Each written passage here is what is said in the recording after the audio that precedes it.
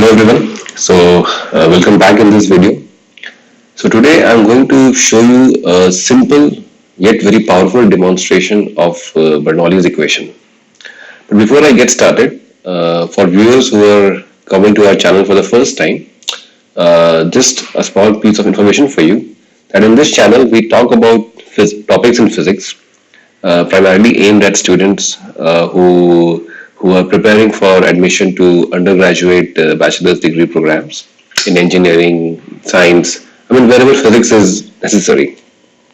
So if you are new to this channel, do consider subscribing so that you do not miss on any other videos which we post. Okay, so now let's get started. So I have posted a video on the theory of Bernoulli's equation.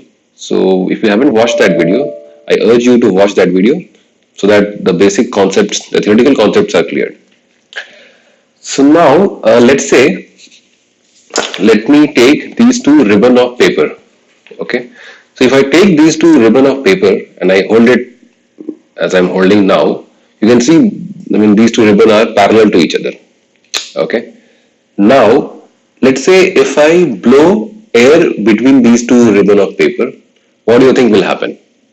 Will the paper remain as it is, or will the papers move away from each other because of the pressure of the air which I blow in between them?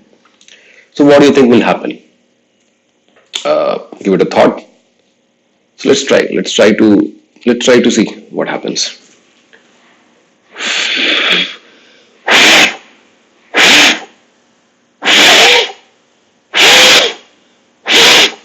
So you see, right? What is happening? The paper is these two sheets of paper are not going away from each other.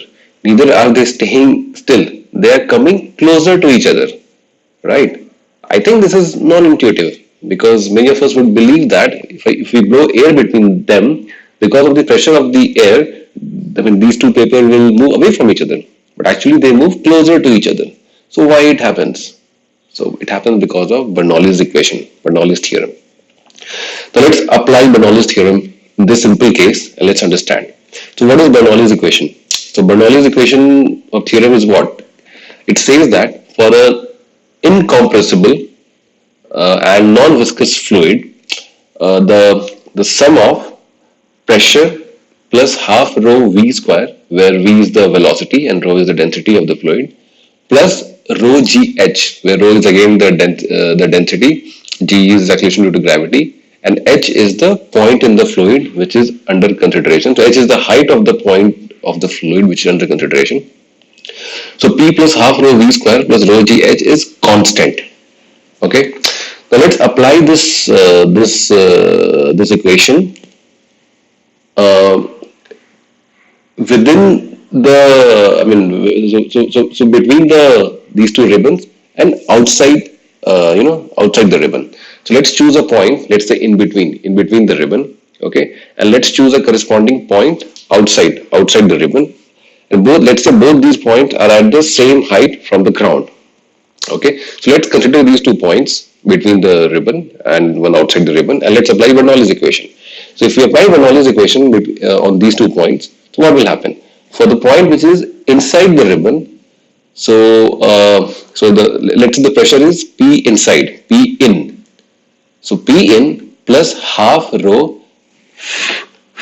is V in square plus rho G H, H1, height of this point from the ground. So that is rho G H1.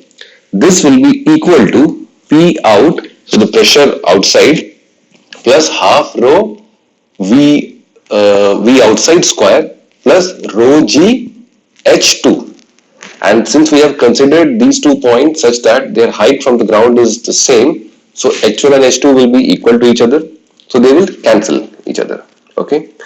And as you can clearly visualize, the velocity of the air inside when I blow air is higher than the velocity of the air outside.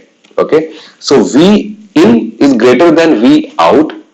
Okay. So if V in is greater than V out, then pressure in will be lower than pressure out.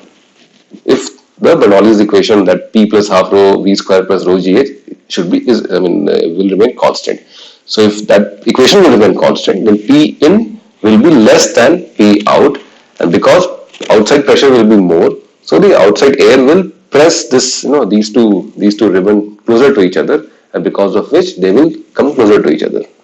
So you see, right? It's though if you don't have the Bernoulli's equation context, it appears a bit counterintuitive. But now when we have learned Bernoulli's equation and when we apply in this simple demonstration, we see that how they come closer to each other. So I hope that this simple demonstration has clarified has further clarified your concepts of Bernoulli equation. So that's all I have in this video.